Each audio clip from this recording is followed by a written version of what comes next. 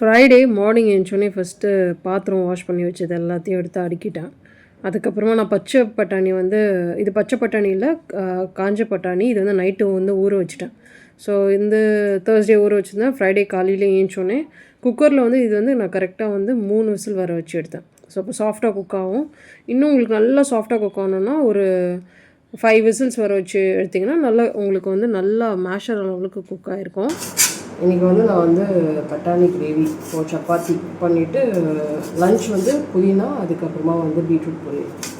Simple, ரெண்டு பண்ண போகிறோம், அவ்வளோதான். மதியானம் வேணால் முட்டை போட்டுக்கலாம், அப்படி இல்லாட்டி மாம்பழம் இருக்குது, ஏதாச்சும் போட்டு சாப்பிட்டுக்கலாம்.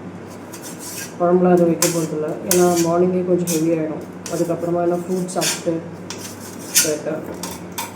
ஸோ இதுக்கு நான் 2 வெங்காயம், ஒரு தக்காளி, கொஞ்சம் பூண்டு, கொஞ்சம் இஞ்சி எல்லாத்தையும் சேர்த்து ஒன்றா அரைச்சிடும். இப்போ எண்ணெயில் நான் கொஞ்சம் சோம்பு, சீரகம் சேர்த்துட்டு அரைச்சி வச்ச பேஸ்ட் அதை நல்லா குக் ஆகணும். ஸோ அதை குக் ஆகிறதுக்குள்ளே நான் சப்பாத்தி மாவு பிசைஞ்சு ரெடி பண்ணி வச்சுட்டேன். அதுக்கப்புறமா இது நல்லா குக் ஆகிடுச்சு. ஸோ இதில் நான் கொஞ்சம் குழம்புத்தூள் சேர்த்துருக்கேன். அதுக்கப்புறம் மஞ்சத்தூள், வேக வச்ச பட்டாணி, இதோடு நான் உருளைக்கிழங்கையும் சேர்த்து உருளைக்கிழங்கோட தோலில் சீவிட்டு உருளைக்கிழங்கு வேக வச்சு அதையும் லாஸ்ட்டாக சேர்ப்பேன். ஸோ வேணும்னா நீங்கள் உருளைக்கிழங்கு கூட இந்த மாதிரி வேக வச்சு சேர்த்துக்கலாம். அதுக்கப்புறம் நான் ரெடி பண்ணது புதினா கொத்தமல்லி துவையல் தான். என் குழந்தை ரொம்ப விரும்பி சாப்பிடுவா. ஸோ அதனால் அதை அடிக்கடி செய்கிறேன். ஒரு 8 to 9 மினிட்ஸ் நல்லா கொதிச்சோடனே ஒரு மேஷரை வச்சு கொஞ்சம் அந்த பட்டாணி மசிச்சுட்டு இதில் கொஞ்சம் கரம் மசாலா, சீரகத்தூள், அதுக்கப்புறம் கொத்தமல்லி சேர்த்தோன்னா கிரேவி ரெடி. அதே மாதிரி கொத்தமல்லி புதினா துவையலுக்கு நான் வெறும் உளுத்தம் பருப்பு, காஞ்ச மிளகா, அதுக்கப்புறம் பூண்டு மட்டும் தான் சேர்த்துருக்கேன், புளி சேர்க்கல. ஸோ அதுக்கப்புறம் இந்த கொத்தமல்லி புதினா வதக்கி வச்சதை மிக்ஸி ஜாரில் மாற்றிட்டு ஆற வச்சுட்டேன். அதுக்குள்ளே நெக்ஸ்ட்டு இந்த பீட்ரூட் கட் பண்ணுற வேலை இருந்துச்சு, ஏன்னா பொரியல் பண்ணணும். அதுக்கப்புறமா சப்பாத்தியும் ரெடி பண்ணிட்டேன். குழந்தையோட ஸ்கூல் ஸ்நாக்ஸ்க்கு கொஞ்சம் டேட்ஸ், அதுக்கப்புறமா பாதாம். மார்னிங் பிரேக்ஃபாஸ்ட் சப்பாத்தி, பட்டாணி குழம்பு கொடுத்துட்டு லஞ்சுக்கு நான் பீட்ரூட் காய் அதிகமாக பேக் பண்ணுவேன்.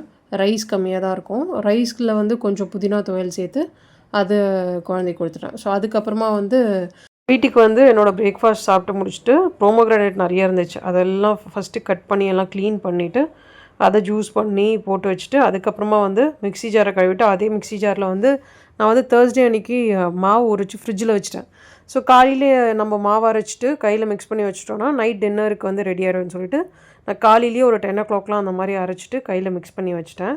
அதுக்கப்புறம் கொஞ்சம் பொமோகிரானேட் ஜூஸ், அதுக்கப்புறம் லன்ச் நான் ஒரு 1:30க்குலாம் என்னோடய லன்ச் சாப்பிட்டு முடிச்சுட்டு அதுக்கப்புறம் குழந்தைய போய்ட்டு ஸ்கூல்லேருந்து கூட்டிகிட்டு வந்துட்டு அதுக்கப்புறம் அவளுக்கு லன்ச் கொஞ்சம் கொடுப்பேன். நான் வந்தோடனே மறுபடியும் ரைஸ் சாப்பிடுவா. சாப்பிட்டு முடிச்சுட்டு கொஞ்சம் மாம்பழம் சாப்பிட்டோம். டின்னர் நான் செய்யலை, கொஞ்சம் வெளியே தான் போயிருந்தோம் அன்றைக்கி. ஸோ அன்றைக்கி டின்னர் வெளியே தான் சாப்பிட்டோம்.